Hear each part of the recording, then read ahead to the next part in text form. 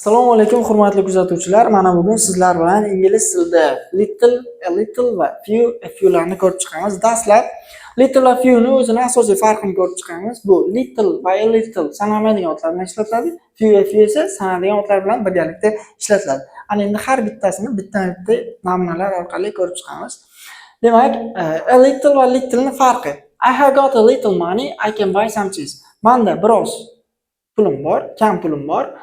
Men biroz pishloq sotib olaman.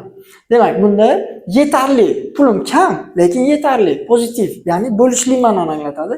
Ikkinchi gapda I have got little money, I cannot buy any cheese. Demak, menda kam pulim bor, men hech qancha pishloq sotib ola olmayman. Bunda yetarli emas, puli bor, kam, lekin yetmaydi. Pishloq sotib olgani negativ, ya'ni bo'lishsiz ma'noni anglatadi. Little va a little ni farqini tushunib oldingizlar degan umiddaman. Ana endi few va a few ni ham ikkita misol orqali ko'rib chiqamiz.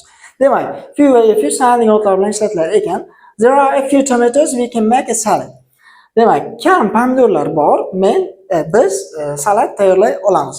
Demak, bunda ham yetarli, pomidor yetarli. Nima uchun? Salat tayyorlay olish uchun. Kam o'zi, lekin biz tayyorlashimiz uchun yetarli deganini bildiradi. Positive meaningda, bo'lishli ma'no. There are few tomatoes, we cannot make a salad. Kam pomidorlar bor, biz salat tayyorlay olmaymiz. Demak, bunda yetarli emas. Nima uchun? Demak, salat tayyorlashga yetmaydi. Kam pomidor bor, kam, lekin salat tayyorlashga yetmaydi. Bunda yetarli emas, ya'ni bo'lishsiz ma'noni anglatadi.